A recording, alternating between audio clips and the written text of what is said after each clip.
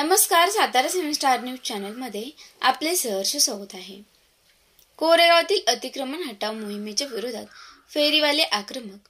प्रजासत्ताक दिनी हाताला काळे फिती बांधून ध्वजारोहण समारंभास राहणार उपस्थित।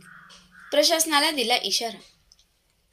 सर्वोच्च न्यायालयाचे आदेश असून देखील कोरेगाव शहरात नगरपंचायतीचे मुख्याधिकारी हॉकर झोन तयार करत नाहीत। निष्कारण अतिक्रमण हटाव मोहीम सुरू करून गेली 50 ते 60 वर्षे व्यवसाय करणाऱ्या फेरीवाल्यांना त्रास देत आहेत।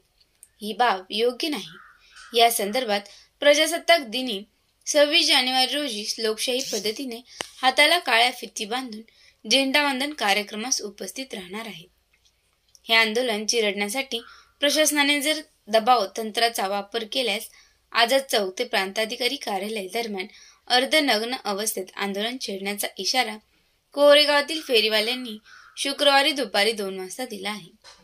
शहरातील सामाजिक कार्यकर्ते रफिकभाई मुलानी यांच्या नेतृत्वाखाली आझाद चौकामध्ये गेली 50 ते 60 वर्ष व्यवसाय करणारे मोहसिन शेख, जावेद बागवान, राजू मुल्ला, अशोक महाडिक, सुलताना बागवान, निर्मला खुमणे, अलकबीर शेख, संतोष निदान, जाहिदा चौधरी, जाकीर बागवान, शबाना बागवान, बंदे नवाज बागवान, शकुंतला काळे, दळवी, पानसिंग बघेल यांनी प्रांताधिकारी अभिजित नाईक, तहसीलदार डॉक्टर संगमेश कोडे, पोलीस निरीक्षक घनश्याम बल्लाळ आणि नगरपंचायतीचे मुख्याधिकारी विनोद झळक यांची भेट घेऊन निवेदन सादर केले आणि प्रशासनाच्या वतीने फेरीवाल्यांवर होत असलेल्या अन्यायाचा पाडाच वाचला।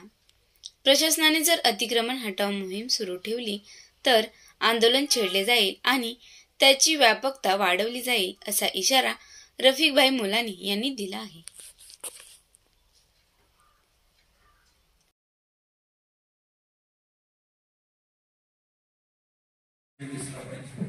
आपल्याला काय प्रॉब्लेम